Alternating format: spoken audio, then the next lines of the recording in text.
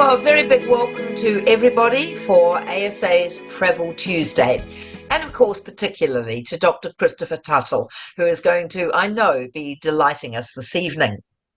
Christopher is an archaeologist who has specialized in the Hellenistic and Roman periods, particularly in the Eastern Mediterranean. He is the Academy and Outreach Coordinator for ASA. As well as other degrees, he has a PhD from the Joukowsky Institute for Archaeology and the Ancient World at Brown University in the USA. And it is a rather hideous time of the morning for poor Christopher joining us today, but we're really delighted that he is with us. Christopher has some wonderful tours coming up. One to the Greek islands of the Aegean, so the Minoans to the Crusaders, and also one to Sardinia and Corsica, Islands of Forgotten Riches, which sounds a most enticing title. But this evening, Dr. Christopher Tuttle will be talking to us. This is, of course, a two-part series, Uncovering the Ancient Cycladic Culture. So part one, Christopher will be looking at the early Cycladic periods from 3100 to 2300 BCE. So welcome, Christopher, and I hope that everybody enjoys the lecture. Welcome, everybody. Thanks for joining us for this part one of the two-part special lecture series on the ancient Cycladic cultures. I hope you enjoy what we have to cover tonight. And we'll start off with a couple of images here from the Cycladic culture. And usually when people hear about the prehistoric Cycladic culture, this is kind of the first thing that comes to mind, and the things that most people, if they've heard of the Cycladic culture at all, this is what they will recognize, are these very abstract, really beautiful sculptures. And these two in particular are from one of our periods we'll be talking about tonight, the earliest Cycladic II. But we're not going to go very deeply into these types of sculptures tonight, because the story about the Cycladic culture begins much, much earlier than the dates that these sculptures come from, like around 2600 to 2300 BCE. We're going to have to take a big step back for a few minutes tonight and talk about the proto-Cycladic culture in order to understand what's going on and how this culture really came to become such a strong force in the Aegean Sea. And anybody who's traveled with me or heard me lecture before knows I love maps. So they're really important to understanding any historical context. So I'm going to start us off here with positioning the Cycladic Islands and in the greater context of the Mediterranean and the Aegean Sea, kind of on the edge of the Mediterranean there. So on your upper left up here is, of course, the mainland Greece. Over here is mainland Turkey. Here's Rhodes. Here's the island of Kos. Down here we've got Crete. And here in the center are the Cyclades. And let me zoom in a bit on them so you can get a little closer. And it's fascinating because there are over 2,200 land formations here in the Cyclades. Today, only about, I think it's 33 are actually inhabited to any great extent. Like all the big ones like Naxos here and Milos down here and Santorini, which you've all probably heard of. But in here, if we were to zoom in on Google Earth, you would see a lot of other little tiny islets and even sometimes just rocks sticking out of the sea. So it's a very intense, fragmented area of islands there in the Aegean. And I'll switch now to a map that's labeled to give you an idea of some of the places that you've probably heard of, like Mykonos here, and like I said, Milos down here, and maybe Santorini, ancient Thera, where the volcano blew up and wiped out a huge, famous Minoan city called Akrotiri. But yeah, so where did the name Cyclades come from? And it really is from the Greek word kuklos, meaning circle. And it comes from the classical period, probably somewhere between 800 and 400 BC is when it was first used to describe the region. And they started calling it the circle because here is Delos, which is one of the most sacred spaces in archaic and classical Greece, much later than the period we're talking about tonight. But just to give you an idea of where our name Cyclades comes from. So, one of the reasons why this region became so important was obsidian. And we know that it was mined in these islands, specifically the island of Milos, and we'll get to that in just a moment, at least as far back as 13,000 BC. So 15,000 years ago, people were going to these islands, specifically Milos, and collecting and mining this obsidian. And we know this because we find it in almost every major archaeological site, prehistoric archaeological site around the entire Eastern Mediterranean. So you find it on mainland Greece, you find it mainland and Anatolia, we found it all throughout the Levant, we find it in North Africa, and of course we can chemically analyze obsidian and know where it came from. So when we find it in an archaeological excavation, and if it's from a mine or a location that has been sourced into the database, we can tell where that obsidian came from. And we find it from the Cyclades all around the world in these contexts that are as old as 13,000 BC. Now, the people we're talking about tonight primarily are the Proto-Cycladic culture. We're going to learn a little bit that they're known as the Celiagos culture. And they were specifically mining and trading and using this obsidian by around 5,000 BC, so 7,000 years ago. And here we just have a couple of examples of, here on the top and on the right are some of the obsidian fragments that and blades that were collected at different archaeological excavations and are now in the Metropolitan Museum in New York. And down here we've got a collection that's even older. These do date to about this 5000 BC date, and they're from the Museum of the Cycladic Art in Athens. Now, I keep mentioning Milos, and just to give you a little reference point in case you don't know, if you've ever heard of the Venus de Milo here on the left and the Poseidon of Milos in the center this is in the National Museum, Archaeological Museum in Athens. This, of course, is in the Louvre. And here we have the Asclepius of Milos, very famous classical period bust from the British Museum. But that is the island right there where these three classical sculptures, so we're talking in the last 500 years BC or later, but they came from this island. But this island has a much longer history than the classical period. And here's why. These are images of that obsidian. This entire island is a volcanic island, and you can see here in the upper right-hand corner, this is just a massive mound of volcanic glass from an ancient eruption. This whole thing is made up of volcanic glass. And here you can get a glimpse of a really good vein of it in a close-up, and you can see the glistening of the glass face there for the obsidian. And then where it's eroded, you could just go, and if you could zoom in better on this photograph in the lower right, you would actually see the same glisten of this volcanic glass here on the ground. And what we know is nobody as early as 5000 BC actually lived on this island. No settlements have been found yet, so we can't say definitively that no one in the prehistoric period lived on the island. But to our knowledge at present, no one actually lived on the island. So these peoples were coming from these other islands to this island, landing on the coast, trekking inland, and collecting the cores to make these obsidian tools and going away back to whichever island they were living on. And from there, then they would make the tools, or even sometimes just the cores themselves would be traded and as I mentioned earlier, they show up all around the Eastern Mediterranean.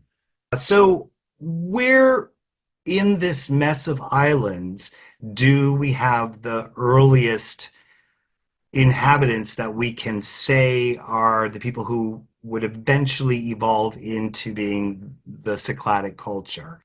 And that is on this tiny little island right here, where my cursor is circling. So that is in between these two islands. Of the larger one is here on the right. It's the island of Paros, and here is Antiparos.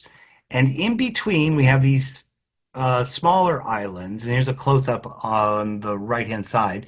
This is Saliagos, and it was part of a land bridge 5,000 years ago, 6,000, I mean, 7,000 years ago, 5,000 BC. You can even see in this satellite image how it's very shallow. And at that time, these two islands are actually connected, and these would have been hills. Well, the oldest settlement we know of, well, I have to correct myself here. This is the second oldest now, but in the 1960s, this was the oldest settlement in the area that had been found and excavated.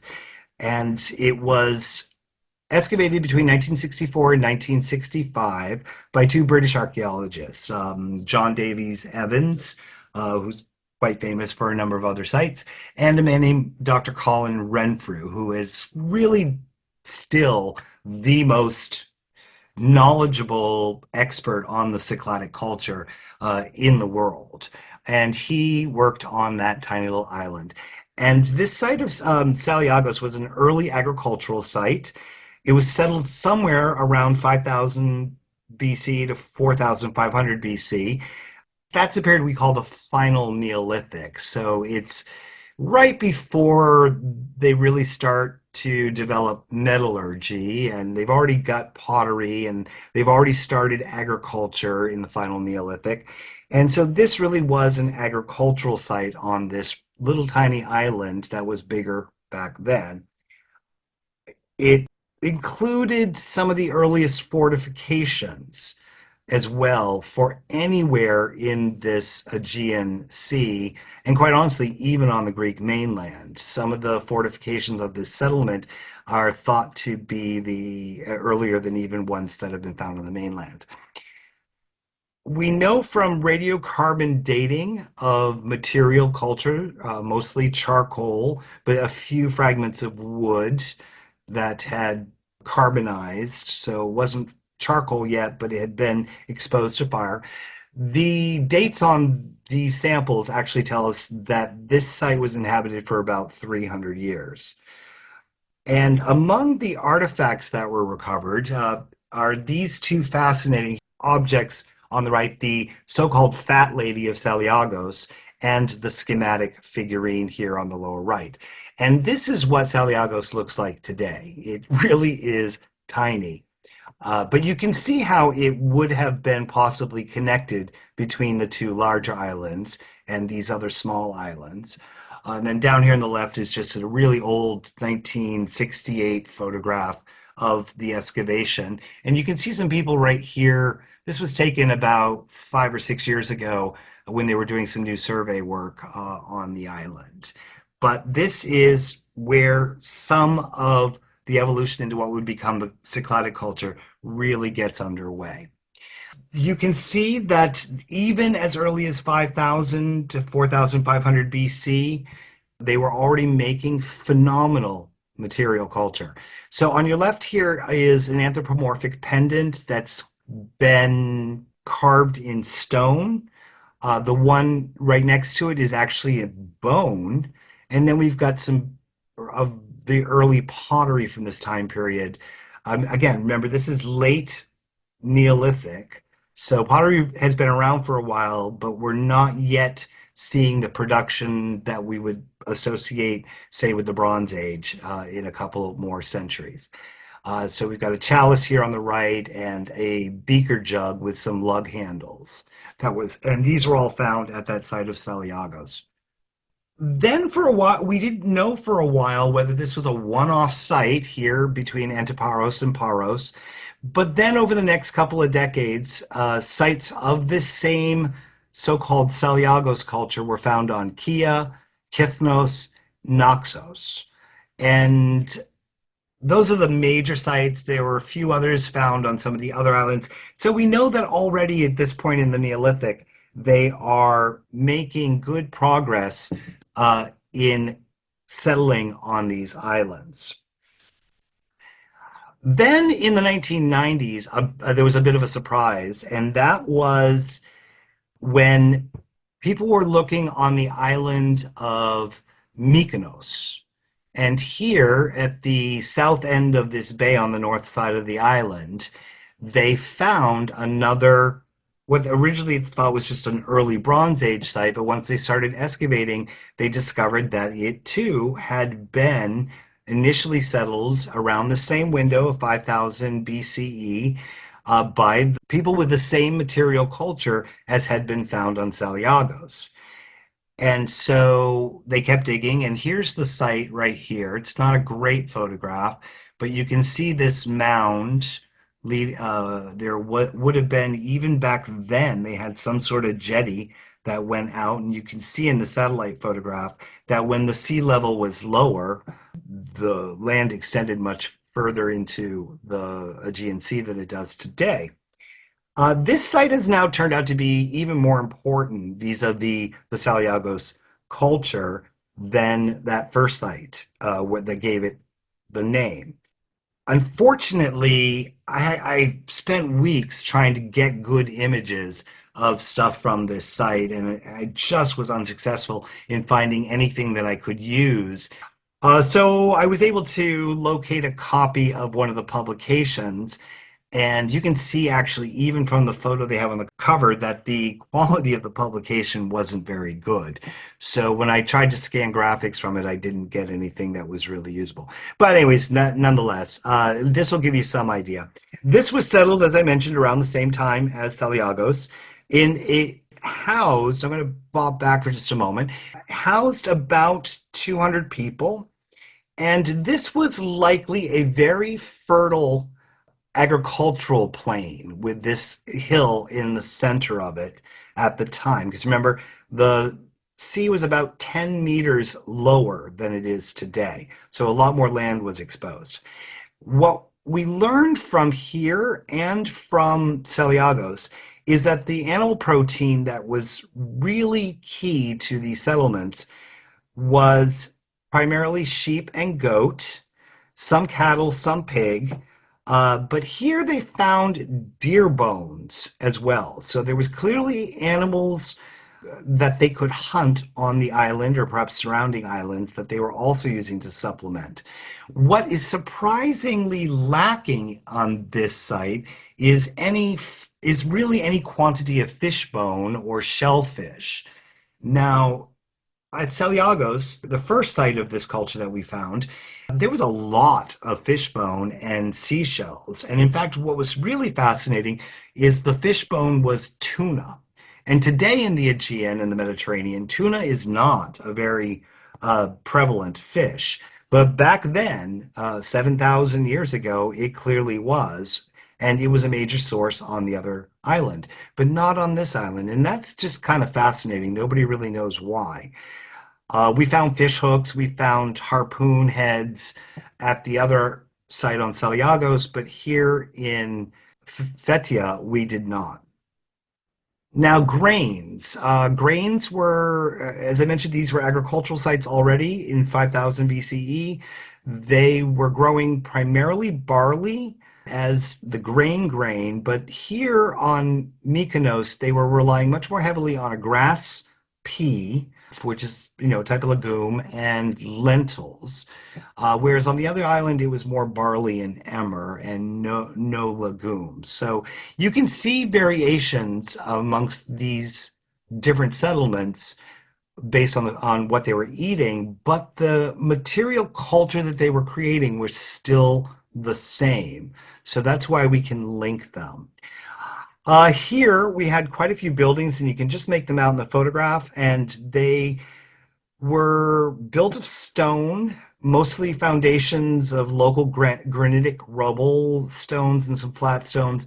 And they did use mud brick to build superstructures, which again is very fascinating because we don't have that so early in this region like we do in further to the east in, say, West Asia. The most significant find here, however, was the metalwork. It is fascinating because we don't usually think of the Aegean Islands as really major centers of metallurgy, but in fact they were. And we now have the oldest known example of worked gold was found here at this site, dating to about 5000 BCE. So even before the onset of the Bronze Age and the development of bronze, there was already proto-metallurgy happening in these islands. And part of the reason for that, and we'll talk about later, is that the islands, specifically like Sifnos and Milos again, and a few of the other islands more on the western side of the cluster of Cyclades, are quite rich in ores, iron ore, copper ore, some gold. And clearly these early peoples were already harvesting it and doing very early metallurgical work. So let's move now from this proto-Cycladic period to beginning to look at our topic tonight, which is the Cycladic culture. And we'll start off by these divisions. And these are, I've put two different types of divisions here.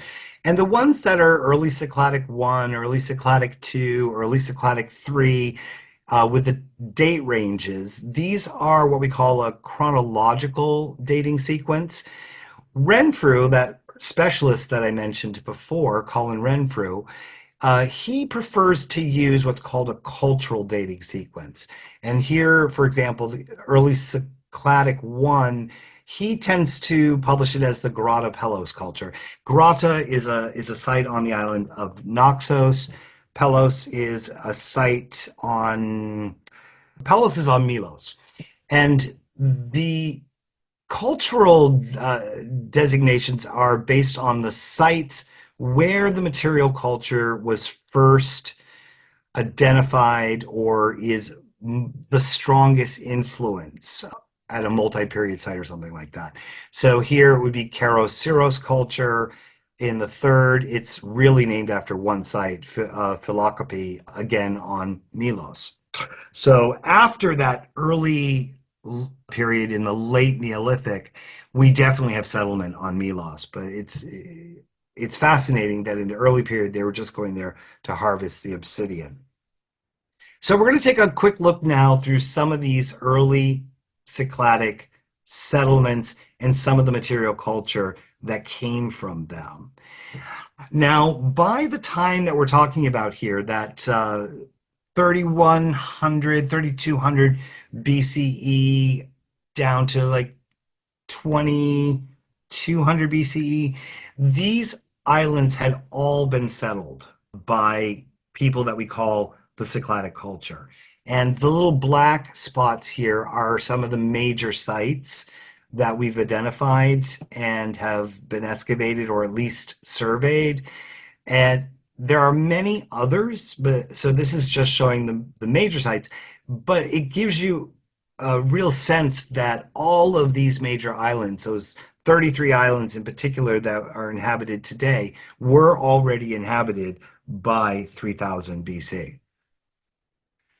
Our knowledge is relatively limited about these early Cycladic periods in terms of understanding a lot of details about their way of life.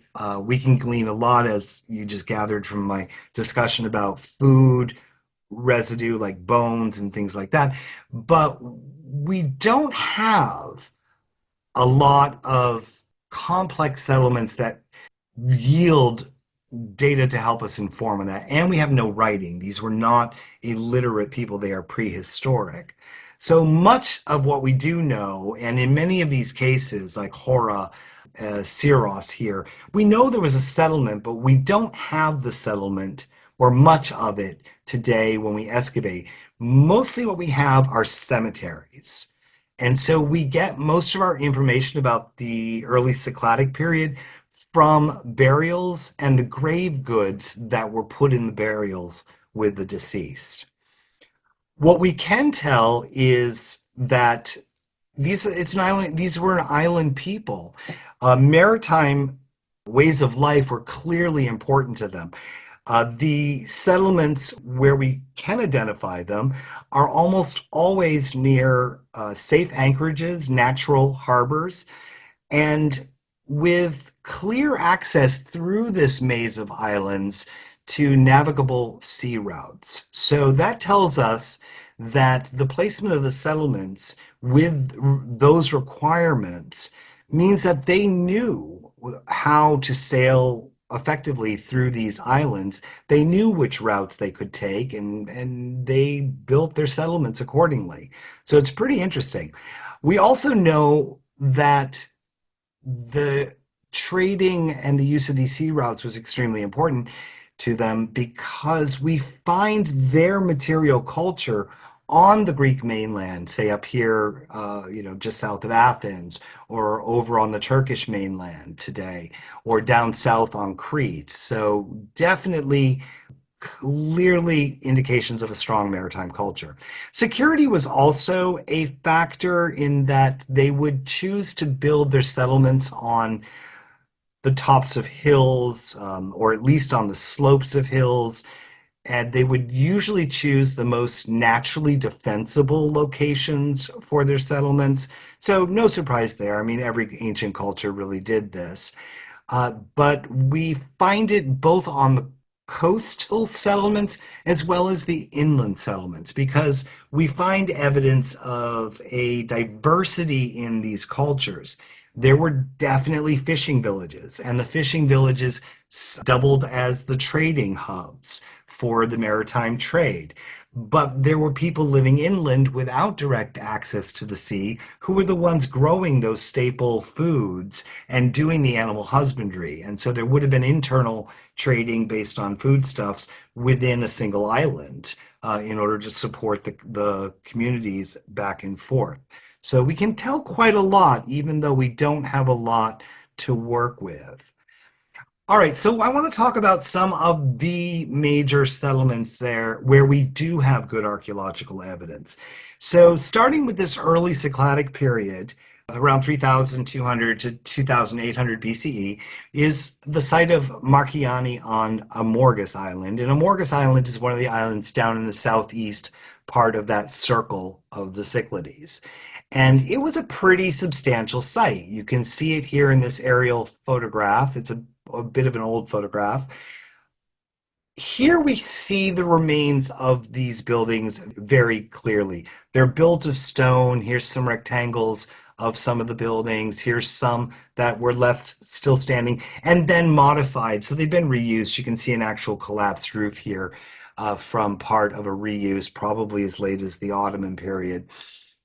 Those other sites that I mentioned all across those islands where we don't have a lot of evidence of the settlements raises a couple of interesting questions when compared to these stone-built settlements.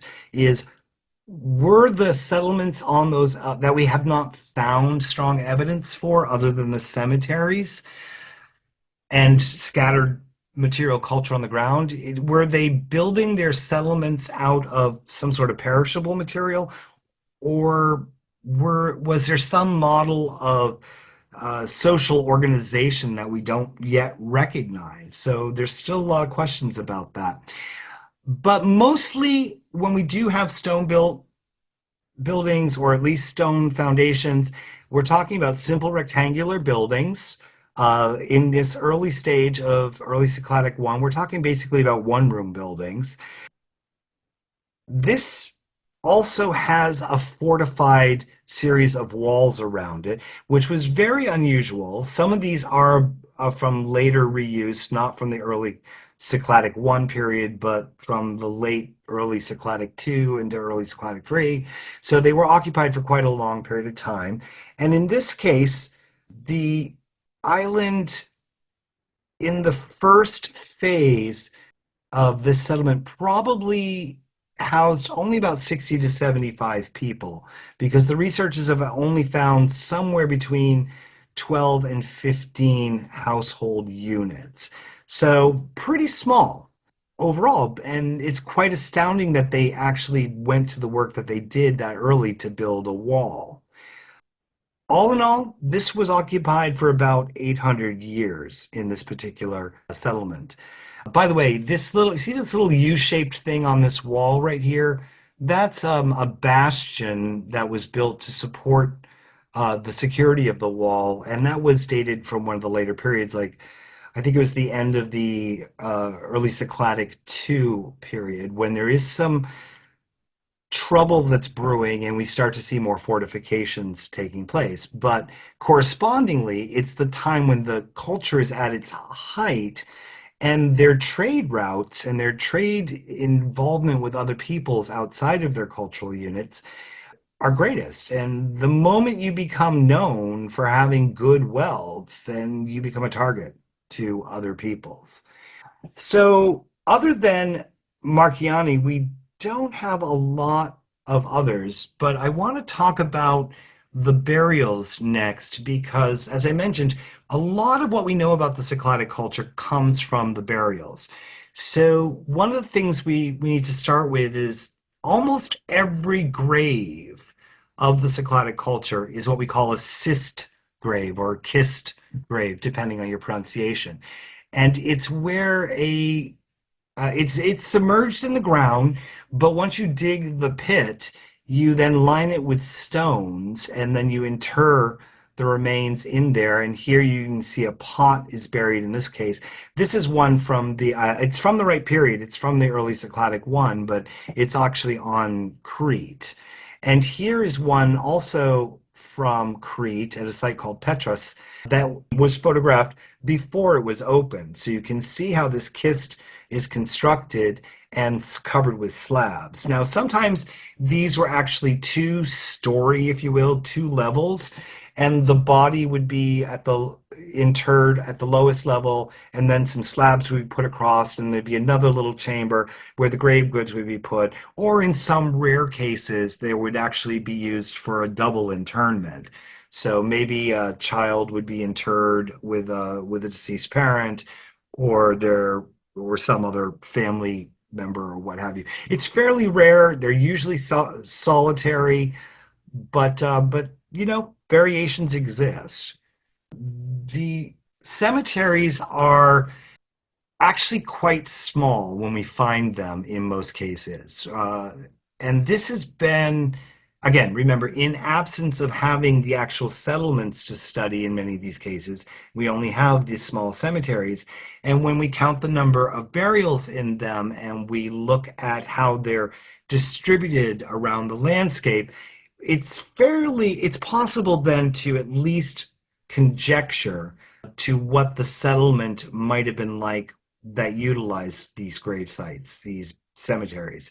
And in most cases, we're talking small communities, probably in the ballpark of a dozen to 15, maybe 20 family units or some other social construction of families living together on small communal farmsteads or something along those lines. So again, we don't have direct evidence always, but we can infer quite a lot from what we learn in these cemeteries. We know, for example, that there is relatively little hierarchy in these early communities.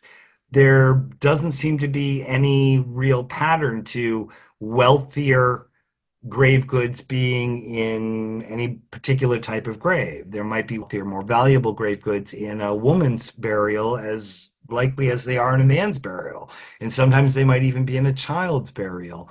So we don't find the same type of indications for social hierarchy yet that we sometimes do, or actually quite often do, at this same time period in other parts of the Mediterranean world. Now, another interesting thing that we've encountered is they not only used kissed graves for their own human burials, but we find a version of it for ritual items. And here is a clay box that was found at Akrotiri on the island of Santorini. And although we think of Akrotiri primarily as a Minoan site, there are also Cycladic elements to the site of Akrotiri because it was inhabited by the Cycladic culture before the Minoans.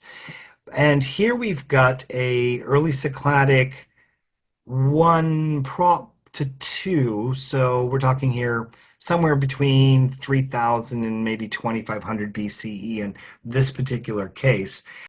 A ritual item, one of their classic female with folded arms statues buried with some other items like pieces of obsidian in these chests in the ground. And we don't know exactly why, but it's clearly an intentional action, and it's very similar to how they bury their dead. And like I said, we don't understand because we don't have any writing from them. We don't know what their theology might have been, but there's clearly some parallel going on.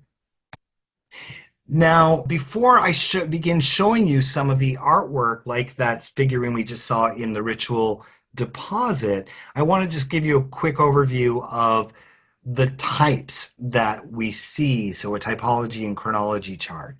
And the earliest ones are up here, like the Fat Lady of Celiagos I showed you earlier, or the schematic version right here. These are our earliest, and as you can see, it's even labeled on the right here as late Neolithic Celiagos culture. Then they start to get a little more detailed anthropomorphically as they move toward the early Cycladic 1 period. So at which point we still have this schematic imagery going on with what we call the violin-shaped abstract figures, but we also have the clearly more anthropomorphic versions. And here we even have indications of the female genitalia because they were most likely associated somehow with fertility. And then on down the line, you see different variations developing.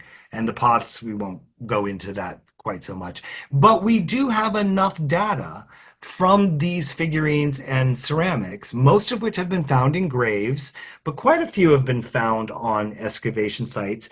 And so they were used in both residential contexts as well as grave good contexts.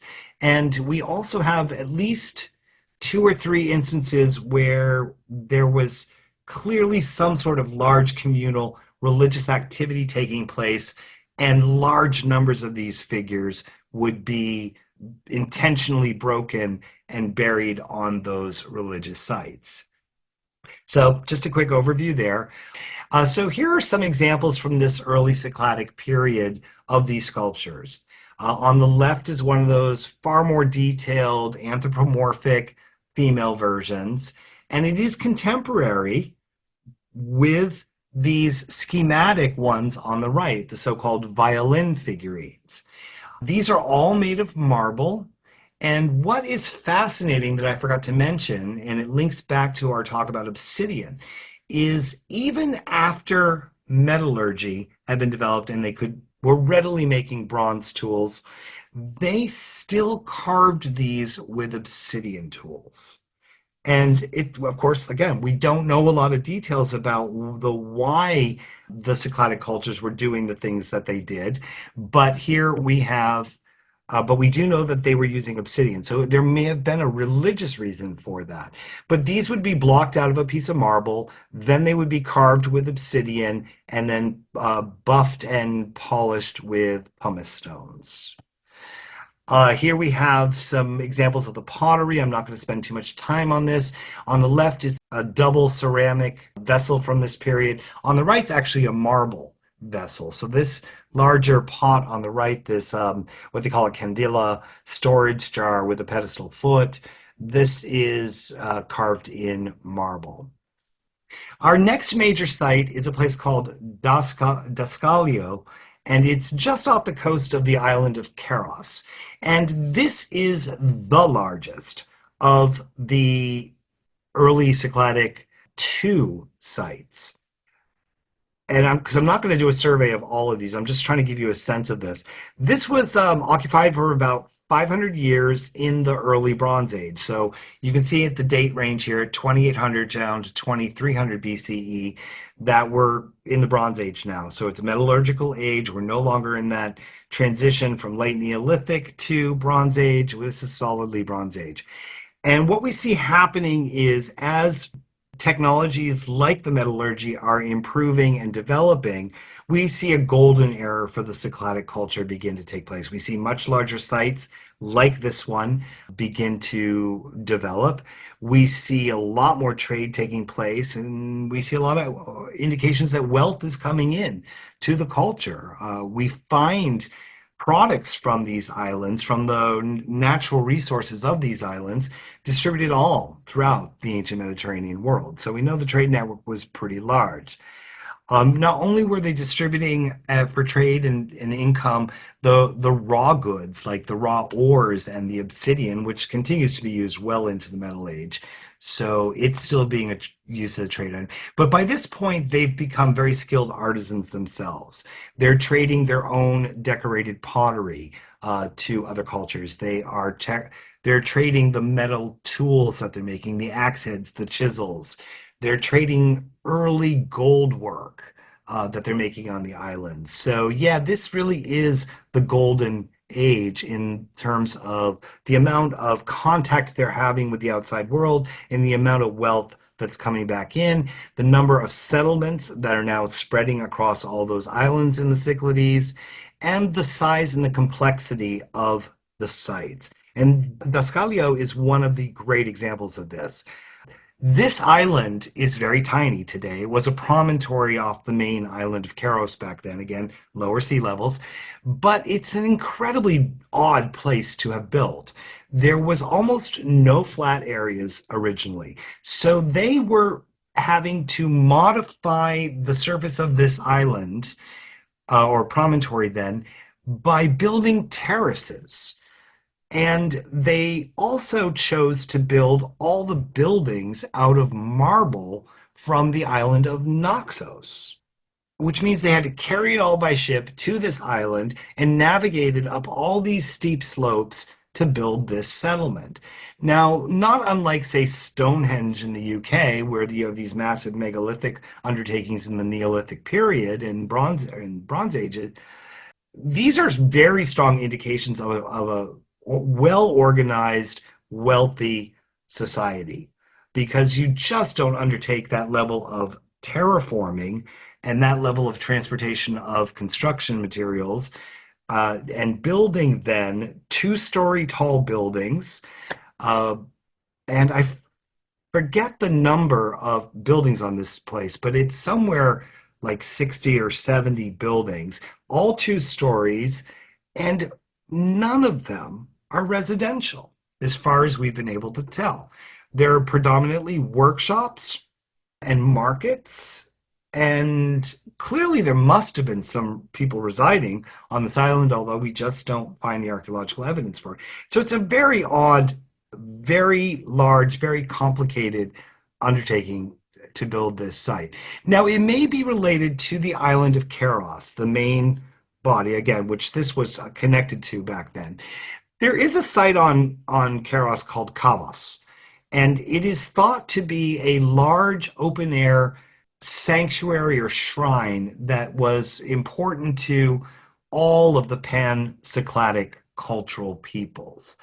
So maybe perhaps like the much earlier site in Turkey of Göbekli Tepe, which was built with these massive, monoliths with carvings and incredible structures there in East Central Turkey, which was a regional gathering place for some sort of religious observance. This may have been somehow related to a similar site on the main body of the island.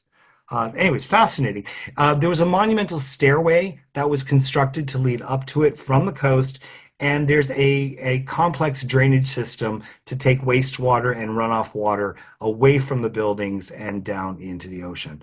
Really, truly an astounding site for the early Cycladic.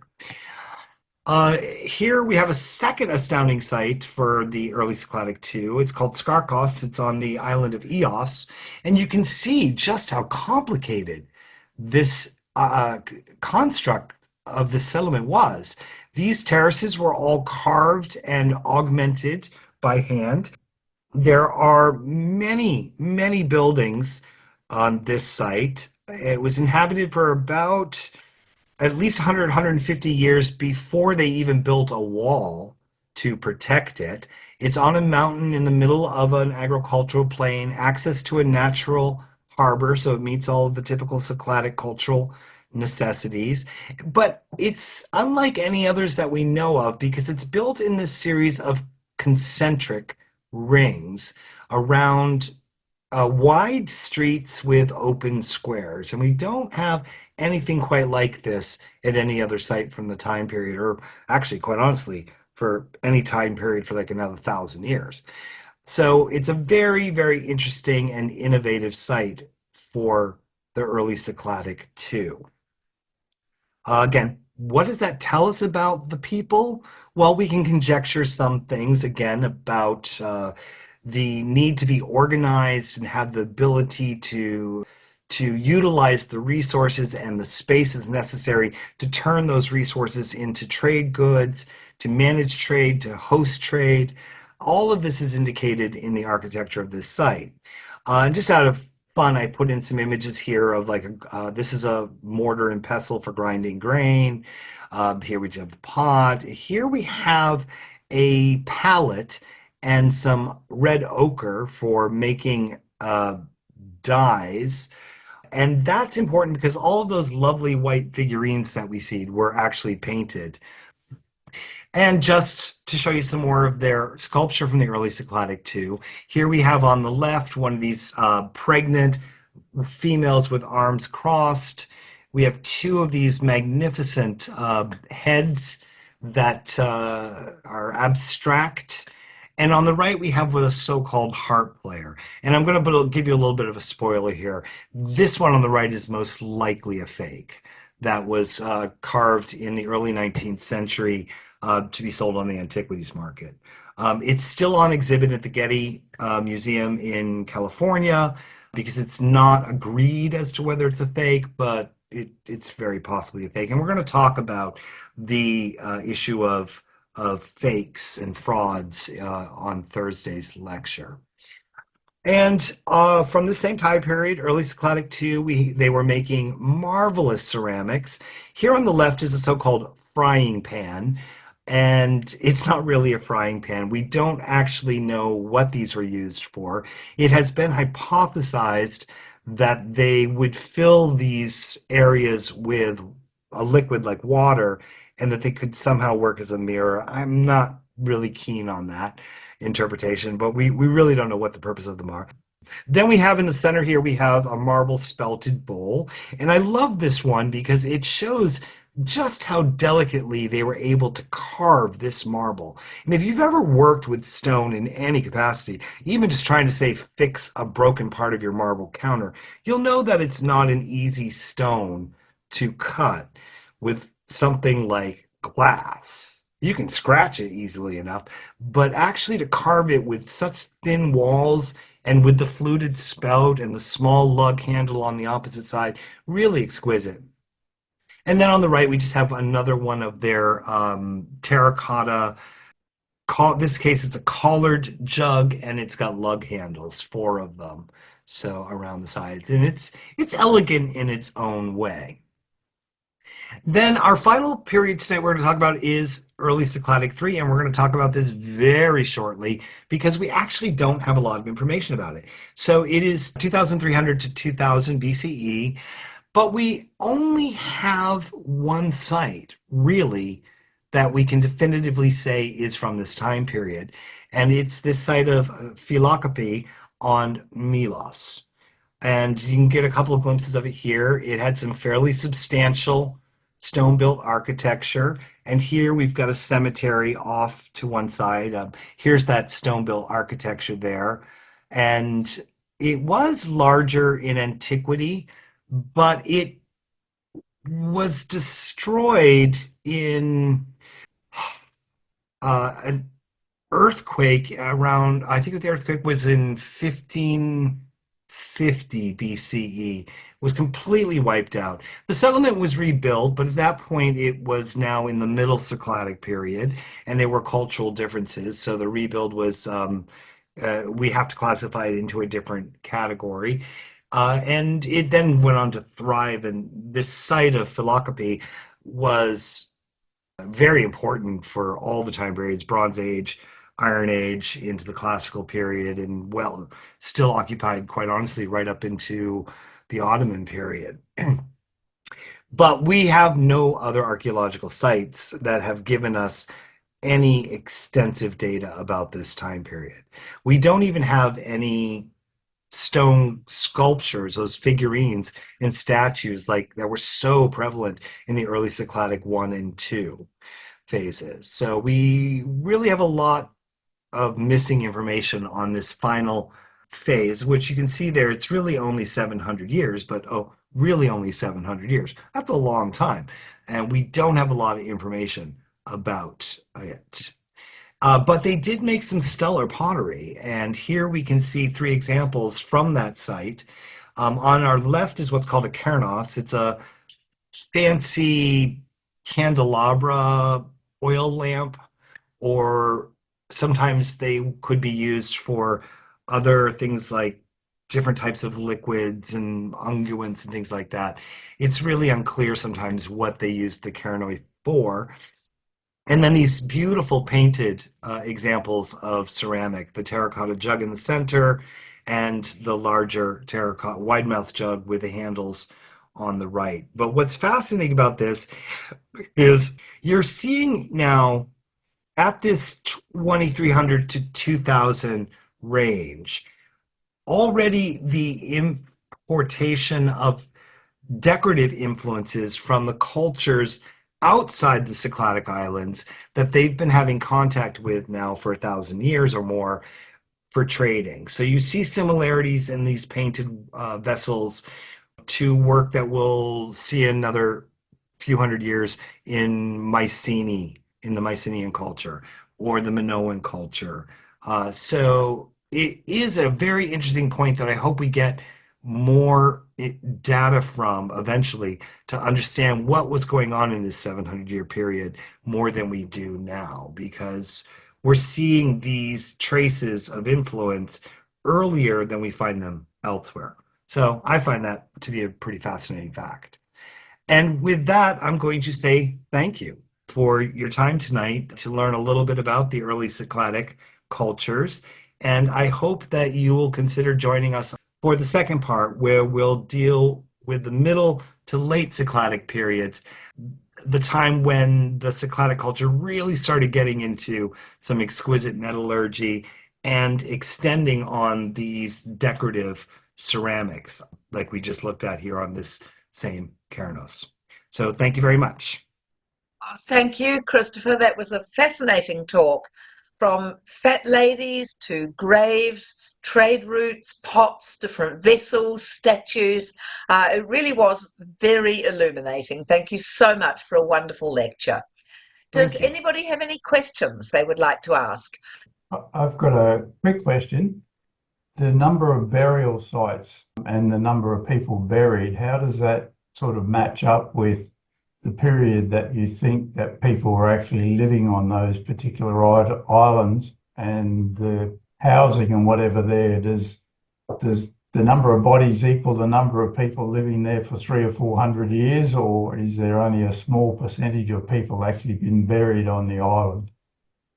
It's a very good question, because we can only estimate the population based on the number of housing units we find if there is a settlement present. But as I mentioned, in many of these cases, we don't have that because they were either built of perishable materials or organized in some other fashion we don't yet fathom. In those cases, then we're just left with the number of burials. And we don't have an answer to that, Russell, because the number of burials in some of these cases don't seem to match the number of people who would have been living there for multiple generations that we know the habitation took place. So we don't have answers to a lot of that. It may be that not everybody was buried in this particular style of a kissed grave. And if that turns out to be the case, then maybe the kissed grave is in fact a hierarchical or status related symbol that we don't currently think we see in any of this material culture. And the answer is, I can't answer that. Any other questions that anyone would like to ask? I was wondering about what about their boats? We don't have any direct evidence that I came across in the research of the actual boats themselves. But you see this right here? That's a ship. Oh, okay. You can see the oars coming down from Oh, the there you go. Yes, yes. And here's the prow, which even seems to have a ram on it. And here's the stern with a compressed perspective depiction of probably what is their version of a rudder. So we do have occasional examples depicting their ships, specifically on their ceramics, both etched like those frying pans and painted. But to my knowledge, no sunken Cycladic ships have been found preserved underwater, but I won't swear to that. Fantastic. Thanks very much.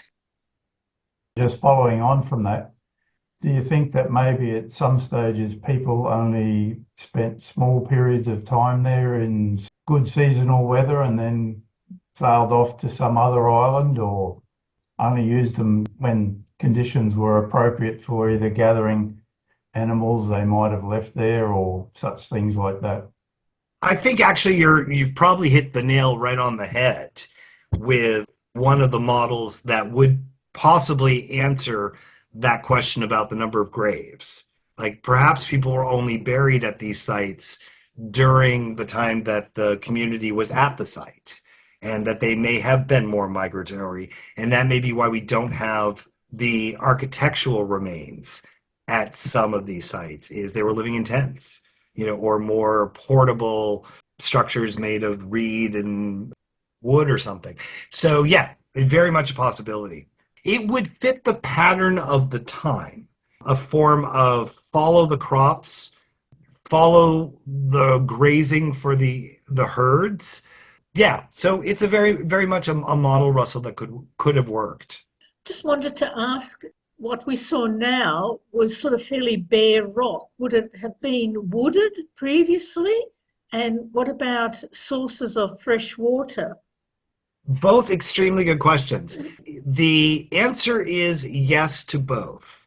The key factor here is the fact that the sea level in the Aegean is about 10 meters higher today than it was then. So that has affected the weather patterns in our time period, so that it's often much more arid than it was then. So rainfall would have been there. Some of these volcanic islands do have springs, permanent springs, and since more of the islands would have been exposed back then than they are today, there were probably more springs, but they also would have definitely been harvesting rainwater and doing along those lines. Now, the question of wooded is harder to pin down, but some of the studies that I took a look at do mention various tree pollens being present in the flotation samples and microscopic analysis of the flotation samples. So yeah, there was definitely more wooded. We have to remember that a lot of these barren areas we see in Greece and Turkey and other parts of the northern Mediterranean and Aegean regions were not deforested until the Ottoman period. So there was much more wood available in many of these places. I mean, I won't go out and definitively say that the island of Kea was wooded, but we just know, generally speaking, that there were much more woodlands than there are today. Yeah, that was just in terms of would houses have been built of wood and not have survived, obviously. Only the stone buildings would have survived. Very possible, and that dovetails with Russell's question that we just had, is that if they were only inhabiting a particular location on one of the islands for a few months of the year, and they carried their housing with them, not unlike the Native Americans did with their wigwams and teepees and things like that, and many other peoples around the world. That just happened to pop into my mind because I live in the world, a world where we still see the teepees and whatnot. Yeah, so it's very possible. We definitely know they had wood because we know that we have the charcoal and we have carbonized woods. That is where a lot of the carbon-14 dating comes from. And there are no indications that they were bringing that in bulk, like they did that colossal amount of Naxian marble to build that site off of the small island of Keros. Yeah, my question is in regards to the figurine with the crossed arms. You referred to her as pregnant, and I've heard that before. Now I've got a bigger belly than she has, and I'm not pregnant. So I just wondered, what makes you guys think she's pregnant? I have to say, I only use that terminology because that is how the scholars who really study this stuff describe them. I personally think it is a product of the convention to think of anything that's anthropomorphic at this stage, especially if it's female and it's corpulent, that it must be a fertility figure. Yeah. And I personally do not subscribe to that as being always the primary interpretation. So I think I'm with you on this, but there is a swell to her belly and her pudenda is inscribed and visible, and they go to the effort of making her breasts. Now, scholars art historians in particular, love to take all of that as, they wouldn't have just sexualized this statuette. It must be a symbol of fertility. Okay, maybe. It's very unlikely we'll ever know what these images meant to the people themselves, because in the absence of writing, we don't have narratives where they wrote down and said, we believe in this deity and we represent this deity in this way, and our theology believes X about fertility. We'll never know because we just don't have the sources for that. I love these questions myself because I think we tend to over-interpret in many cases.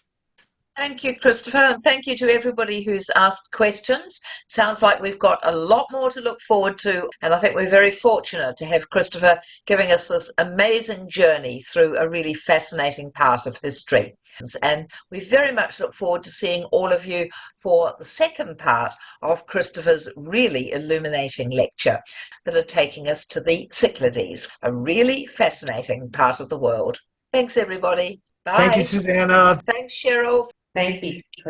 Bye for now.